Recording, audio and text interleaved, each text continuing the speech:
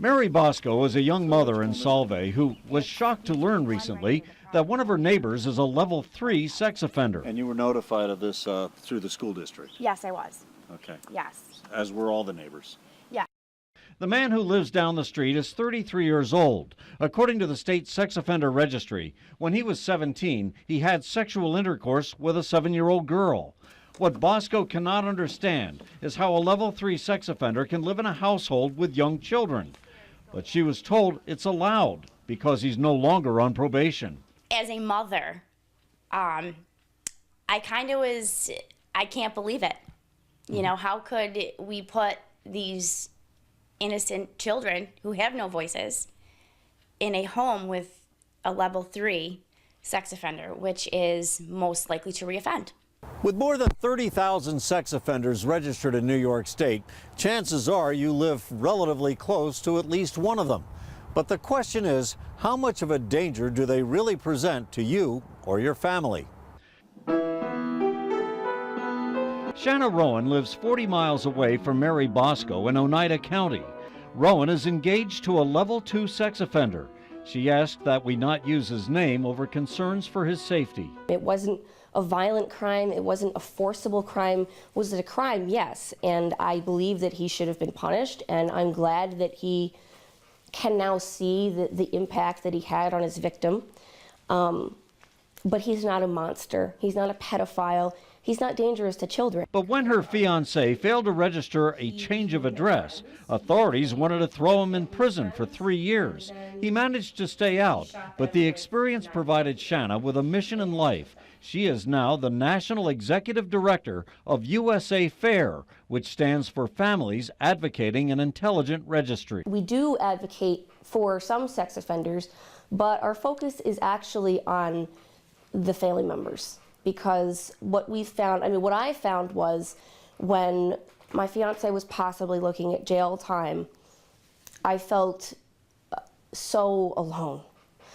Rowan says many of the laws regarding the thousands of sex offenders are not based on reality. I can certainly understand where the fear comes from because, like I said, it keeps being pumped into us by some media outlets and legislators that these are people that we need to fear.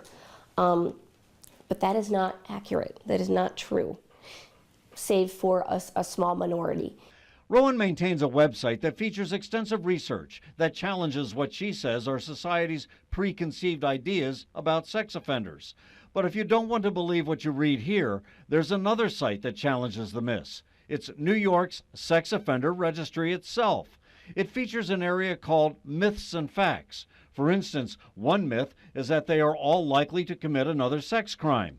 It cites one study that only 5% of sex offenders were rearrested for a sex crime within 3 years of getting out of prison.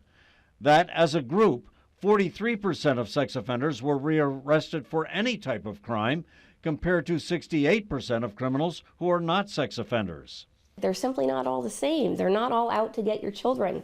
The majority of them really just want to move on with their lives, with their families. If anything, sex offender laws are getting tougher, often because of high-profile cases like David Renz, accused of murdering Liverpool librarian Lori Bresnahan and raping a 10-year-old girl. This shocking crime could lead to a crackdown on the monitoring of sex offenders and opening up juvenile records for sex offenders. A lot of the legislation that we're seeing regarding sex offenders is a result of some rather horrific crimes.